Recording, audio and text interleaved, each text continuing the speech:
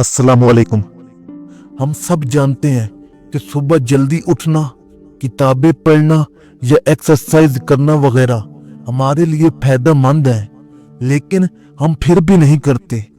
दूसरी तरफ YouTube, Instagram या सोशल मीडिया हमारे लिए नुकसानदेह होता है, लेकिन हम फिर भी इसको इस्तेमाल करते हैं। कभी आपने नोट किया है कि ऐसा क्यों होता है? मैं खुद 4 साल इन हैबिट्स का शिकार रहा हूं।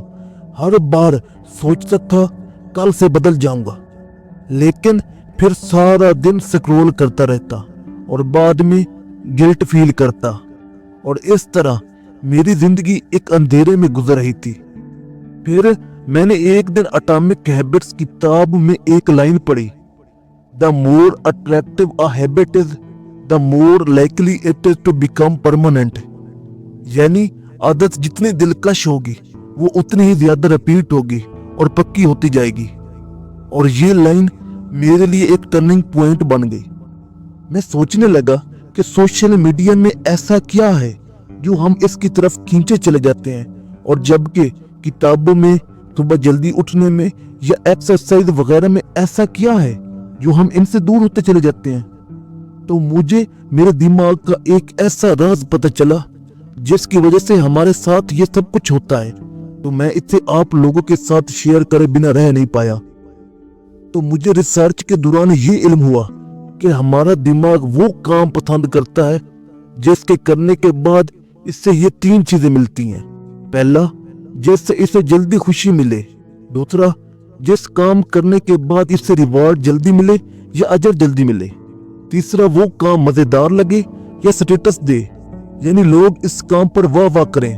तो मैं तब समझा कि बुरी आदतें ये सब कुछ फौरन देती हैं, क्योंकि इनका एल्गोरिदम ही ऐसा डिजाइन हुआ होता है कि हमें बुरी आदतों को जल्दी खुशी लेने या रिवार्ड लेने या लोगों की वाह वाह लेने के लिए कोशिश नहीं करना पड़ती, बल्कि खुद ब खुद मिल जाती है। जैसा कि आप रील्स देखेंगे तो फौरन डोपामिन रिलीज हो जाएगा। जो आप देखना पसंद करेंगे सोशल मीडिया वही दिखाएगा और दिमाग को हाईजैक कर लेगा, और फिर आपको अपने वक्त का पता भी नहीं चलेगा। अब इससे आपको जल्दी खुशी मिल जाती है, रिवॉर्ड भी जल्दी मिल जाता है, और लोग वाह वाह भी करने लग जाते हैं। जबकि अच्छी आदतें वो शुरुआत में ड्राई, बोरिंग और डिलेड होती हैं, क्योंकि वो जल्दी खुशी नहीं देती।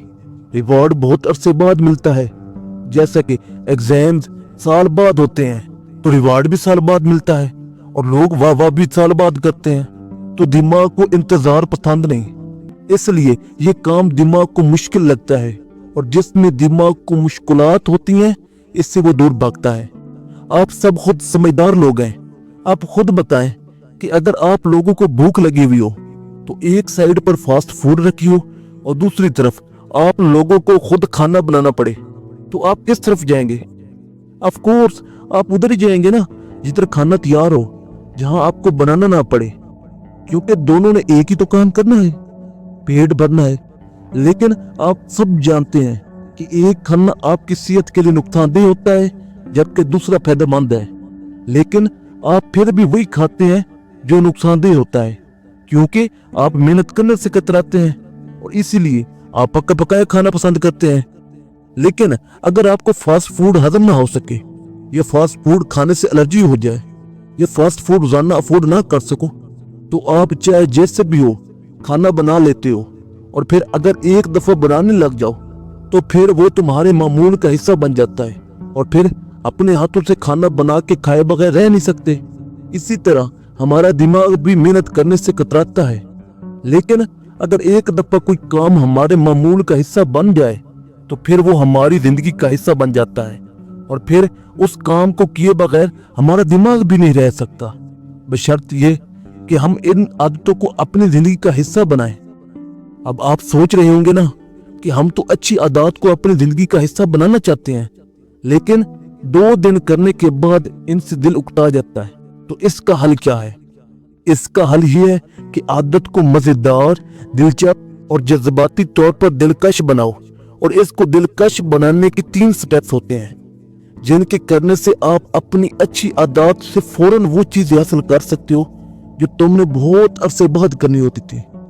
जैसा कि फौरन खुशी, फौरन रिवॉर्ड और फौरन ही लोगों की वाह वाह मिले। पहला स्टेप है टेम्पटेशन बंडलिंग, यानी अपने काम को लालच के साथ लिंक कर दो। मतलब जो भी करना चाहते हो इसे इसके साथ जोड़ दो जो करना आपको पसंद है। मिसाल के तौर पर अक्सर लोग ये कहते हैं कि हमारा दिल नहीं करता किताब पढ़ने को, किताब पढ़ना बोरिंग लगती है।